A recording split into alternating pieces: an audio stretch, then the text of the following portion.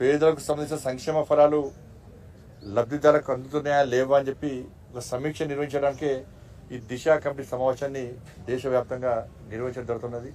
దానిలో భాగంగా ఈరోజు కరీంనగర్, రాజన్న సిరిసిల్ల 2 జిల్లాలకు సంబంధించి దిశ కమిటీ సమావేశాన్ని నిర్వహించడం జరిగింది. చాలా డిపార్ట్మెంట్స్ అన్ని కూడా కేంద్రం ఇచ్చేటువంటి సంక్షేమ పథకాలను ప్రజలకు చేరువేసే విషయంలో అధికారులందరూ కష్టపడి పనిచేస్తున్నారు. మా ఇద్దరు జిల్లా కలెక్టర్ కూడా చాలా యాక్టివ్, చాలా కష్టపడి పనిచేస్తున్నారు. ఇటు కేంద్ర ప్రభుత్వ పథకాలు కానీ రాష్ట్ర ప్రభుత్వ పథకాలు కానీ రెండింటినీ అధికారులు సిబ్బంది అంతా కూడా 2 కళ్ళుగా భావించి వాళ్ళు వ్యవహరిస్తేనే ఆ లక్ష్యం నెరవేరుతుంది, ప్రజలకు న్యాయం జరుగుతుంది. కానీ ఒక్క కన్నుతో చూస్తే అది స్వార్థమవుతుంది, ఆ లక్ష్యం చేరుకునేటువంటి ప్రయత్నం జరగదు. కాబట్టి అందుకే అధికారులు కూడా విజ్ఞప్తి చేయడం, అధికారులు చాలా కష్టపడి పనిచేస్తున్నారు. అయినప్పుడు కూడా అందరం కలిసి ఏదైనా మొన్న అయిపోయినా మళ్ళీ చెప్తున్నా, కరీంనగర్ పార్లమెంటు నియోజకవర్గాల్లో అన్ని పార్టీల నాయకులతోని, అన్ని పార్టీల ప్రజాప్రతినిధులతోని అభివృద్ధి విషయంలో కలిసి పనిచేయడానికి సిద్ధంగా ఉన్నాం, కలిసి పనిచేస్తున్నాం కూడా.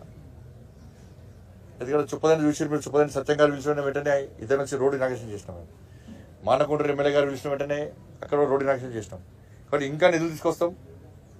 ఎందుకంటే గౌరవ ఎమ్మెల్యేలు అందరూ కూడా రిక్వెస్ట్ చేస్తున్నారు, కేంద్రం నుంచి ఈ నిధులు రావాలి, ఈ రోడ్ శాంక్షన్ కావాలని చెప్పి చాలామంది ఇతర పార్టీ, ఈ పార్టీ, ఆ పార్టీ కూడా అందరూ ఎమ్మెల్యేలు రిక్వెస్ట్ చేస్తున్నారు. కాబట్టి నేను కూడా కేంద్రంతో మాట్లాడి గతంలో నిధులు ఏ విధంగా చేస్తున్నాం అందుకంటే రెట్టింపు నిధులు తీసుకొచ్చే ప్రయత్నం చేస్తున్నాం.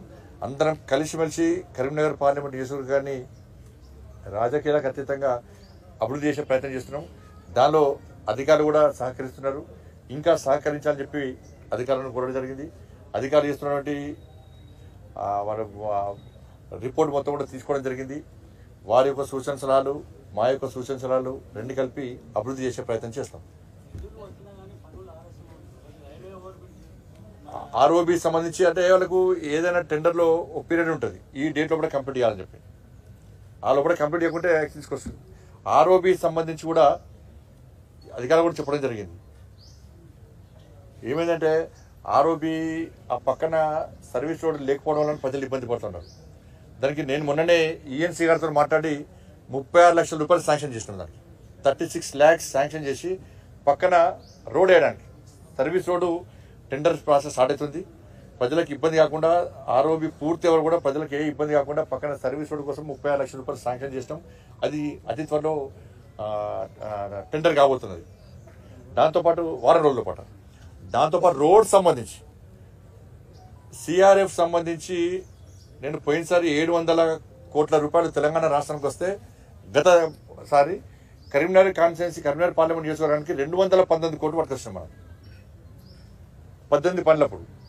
మళ్ళీ రెండో విడత కూడా 109 కోట్ల రూపాయలను మనం సిఆర్ఎఫ్ కింద పట్టుకొచ్చినాం.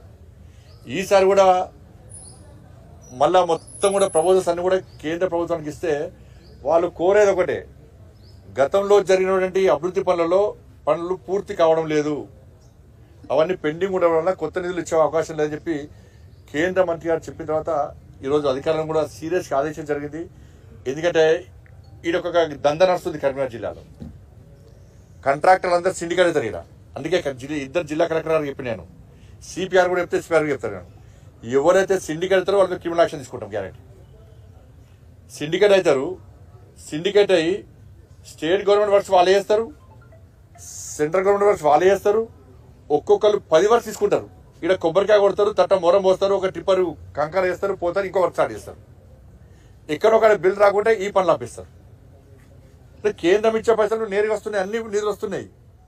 కానీ ఒక్కొక్క కాంట్రాక్టర్ 10 పనులు చేసుకొని ఇక వేరే కాంట్రాక్టర్ రానియరు. ఇక మనం పని చేద్దామని ఆలోచన రానియరు. ఎందుకంటే సిండికేట్ వీళ్ళందరూ కలిసి ఏం చేస్తారు, ఏదో ఒక లీడర్ పట్టుకుంటారు, కమిషన్లు ఇస్తారు, పర్సెంటేజ్ ఇస్తారు, ఆ లీడర్ పట్టుకుంటారు, కాంట్రాక్టర్లు బేరిస్తారు, అధికారులు బేరిస్తారు, ఎవ్వరు రాకుండా. ఇవాళ దానివల్ల 18 వర్క్స్ శాంక్షన్ అయితే ఒక 3 వర్క్స్ కంప్లీట్ అవుతున్నాయి.